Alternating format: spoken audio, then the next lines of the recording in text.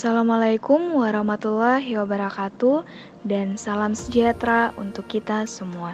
Perkenalkan, saya Fenisia Lido dengan NIM 1801066.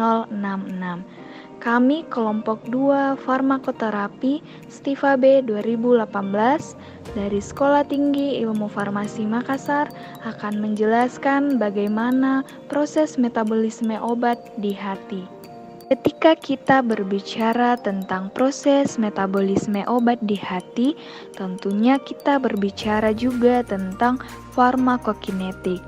Farmakokinetik atau kinetika obat adalah nasib obat dalam tubuh atau efek tubuh terhadap obat. Farmakokinetik sendiri mencakup 4 proses, yaitu proses absorpsi atau A, proses distribusi atau D, proses metabolisme atau M, dan proses ekskresi atau E yang biasa kita sebut sebagai ATME. Nama saya Asriani dengan NIM 1801106. Apakah metabolisme itu? Metabolisme atau biotransformasi ialah reaksi perubahan zat kimia dalam jaringan biologi yang dikatalisis oleh enzim menjadi metabolitnya. Reaksi metabolisme obat sebagian besar terjadi pada organ hati, khususnya pada subseluler retikulum endoplasma. Beberapa obat diberikan dalam bentuk tidak aktif, kemudian setelah dimetabolisme baru menjadi aktif atau products. Metabolisme obat terutama terjadi di hati, yakni di membran retikulum endoplasma dan di sitosol. Tempat metabolisme yang lain adalah dinding usus, ginjal, paru, darah, otak, dan kulit. Juga di lumen kolon. Pada proses biotransformasi, molekul obat diubah menjadi lebih polar, sehingga mudah diekskresi melalui ginjal. Pada umumnya, obat menjadi inaktif, sehingga proses biotransformasi sangat berperan dalam mengakhiri kerja obat. Ada obat yang metabolitnya sama aktif, lebih aktif atau lebih toksik.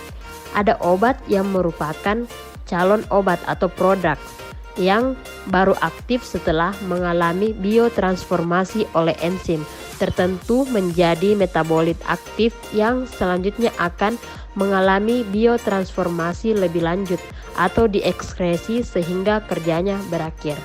Perkenalkan, nama saya Indah Ainun Jaria dengan NIM 1801102 akan menjelaskan tentang tujuan metabolisme obat. Tujuan metabolisme obat adalah mengubah obat yang non-polar menjadi polar agar dapat diekskresi melalui ginjal dan empedu. Dengan perubahan ini, obat aktif umumnya diubah menjadi inaktif, tapi sebagian dapat berubah menjadi lebih aktif, kurang aktif, atau menjadi toksik. Saya Mirnayanti dengan NIM 1801084 akan menjelaskan tentang fungsi utama metabolisme. Yang pertama yaitu menyediakan energi bagi fungsi tubuh dan pemelihara. Seperti yang telah kita ketahui, karbohidrat tersusun atas penyusun utama glukosa dan merupakan sumber energi utama bagi tubuh, khususnya otak dan mata, sehingga pengaruhnya terhadap kekuatan tubuh sangat besar. Maka dari itu, tak heran bila banyak dikatakan seseorang yang kekurangan karbohidrat akan juga kekurangan tenaga. Selanjutnya, yang kedua yaitu memecah senyawa yang tercerna, misalnya katabolisme. Katabolisme merupakan reaksi untuk menghasilkan energi dengan cara mengurai senyawa organik seperti pemecahan glukosa menjadi piruvat oleh proses respirasi sel. Katabolisme menjadi senyawa yang lebih sederhana dan biosintesis molekul yang lebih kompleks, misalnya anabolisme. Dari kata anabolisme itu sendiri merupakan reaksi yang memerlukan energi untuk menyusun senyawa organik seperti protein, karbohidrat, lipid, dan asam nukleat. dari molekul-molekul tertentu, biasanya memerlukan energi. Selanjutnya, yang ketiga yaitu mengubah senyawa asing menjadi lebih polar, larutan air dan terionisasi sehingga lebih mudah diekskresi. Pada umumnya, orang sehat tidak mengekskresikan protein, melainkan metabolitnya atau sisa metabolisme selain CO2 dan H2O sebagai hasil sisa metabolisme protein. Terjadi pula berbagai ikatan organik yang mengandung nitrogen seperti urea dan ikatan lain yang tidak mengandung nitrogen.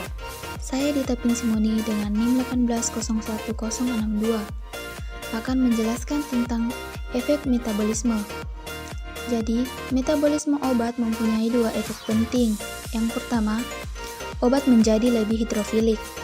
Hal ini mempercepat ekskresi melalui ginjal, karena metabolit yang kurang larut lemak tidak mudah direabsorpsi dalam tubulus ginjal. Yang kedua, metabolit umumnya kurang aktif daripada obat asalnya. Akan tetapi, tidak selalu seperti itu. Terkadang metabolit sama aktifnya atau lebih aktif daripada obat asli. Sebagai contoh, diazepam di metabolisme menjadi nordiazepam dan oxazepam. Keduanya aktif. Prodrug bersifat inaktif sampai di metabolisme dalam tubuh menjadi obat aktif. Saya Nur Fauzia Rahman, NIM 1801097, ingin menjelaskan tentang proses metabolisme. Proses metabolisme obat terdiri dari dua reaksi fase, yaitu fase pertama dan fase kedua. Reaksi fase pertama yaitu oksidasi, reduksi, hidrolisis. Sedangkan reaksi fase kedua yaitu reaksi konjugasi. Reaksi fase 1 mengubah obat menjadi lebih polar dan mudah diekskresi dengan akibat menjadi inaktif, lebih aktif, atau kurang aktif. Sedangkan reaksi fase 2 merupakan reaksi konjugasi dengan substrat endogen seperti asam glukuronat, asam sulfat, asam asetat, atau asam amino, dan akibatnya obat hampir selalu menjadi tidak aktif. Obat yang dapat mengalami reaksi fase 1 saja, atau reaksi fase 2 saja, atau reaksi fase 1 diikuti dengan reaksi fase 2. Saya Zahra Adianti dengan NIM 1801057. Selanjutnya kita akan membahas mengenai faktor yang mempengaruhi metabolisme obat. Yang pertama ada induksi enzim. Beberapa obat misalnya fenobarbital, karbamazepin, etanol dan khususnya rifampicin dan polutan dapat meningkatkan aktivitas enzim-enzim yang memetabolisme obat. Mekanisme yang terlibat tidak jelas, tetapi zat-zat kimia yang mempengaruhi sekuens DNA spesifik dapat membangkitkan produksi dari enzim yang sesuai. Biasanya adalah suatu subtipe sitokrom P450.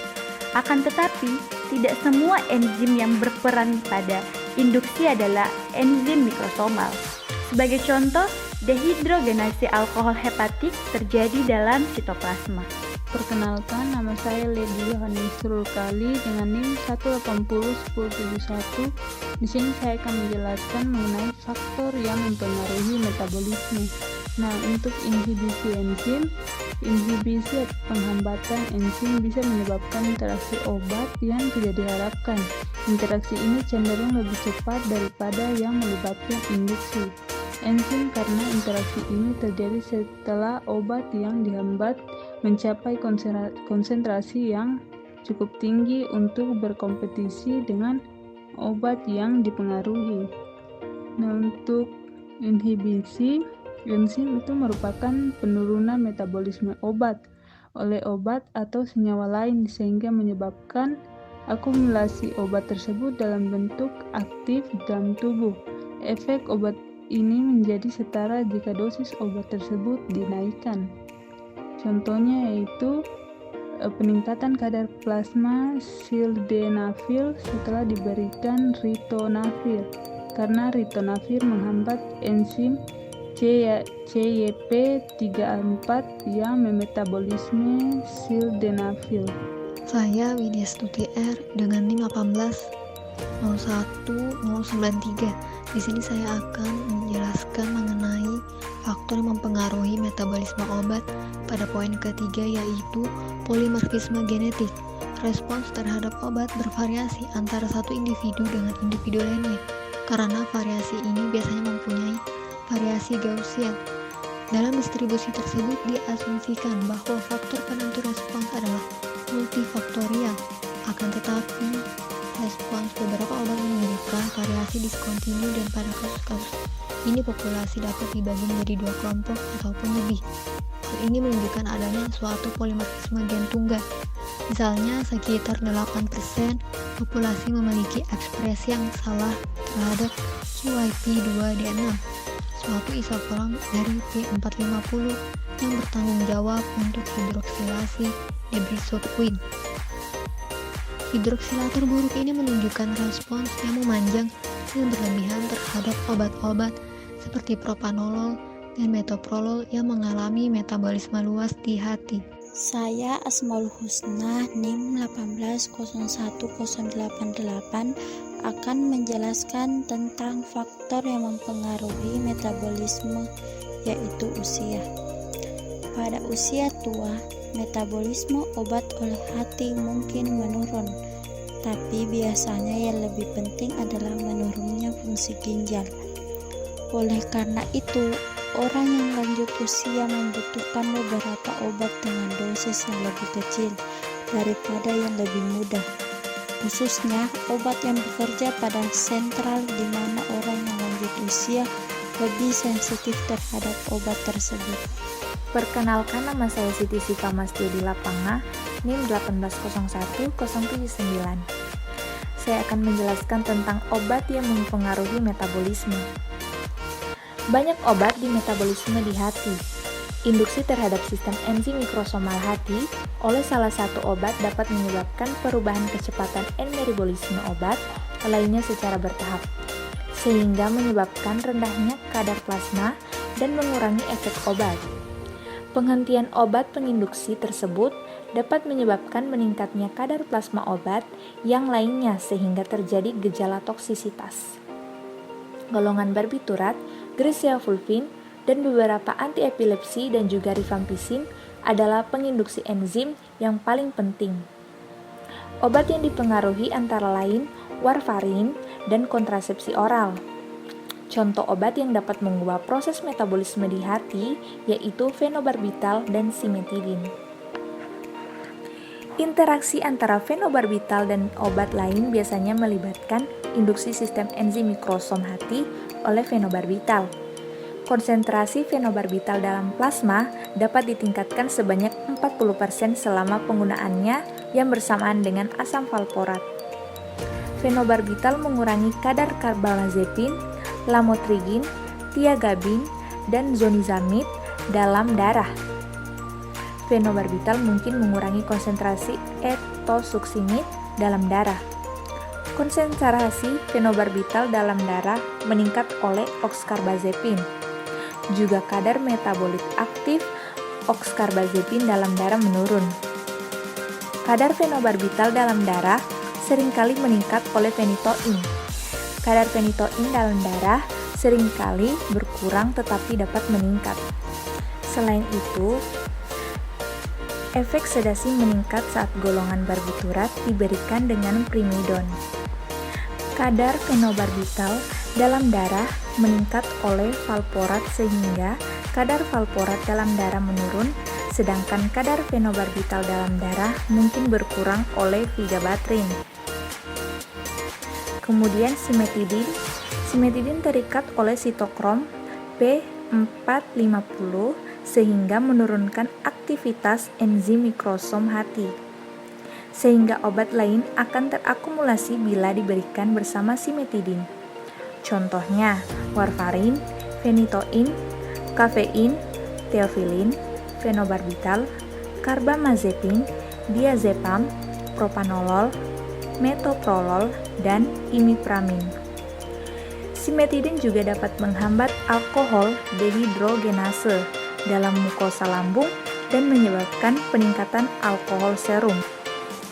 Simetidin dapat menyebabkan berbagai gangguan SSP, terutama pada pasien lanjut atau dengan penyakit hati atau ginjal. Demikianlah penjelasan tentang proses metabolisme obat di dalam hati. Terima kasih telah menonton video ini. Semoga video ini bermanfaat bagi kita semua.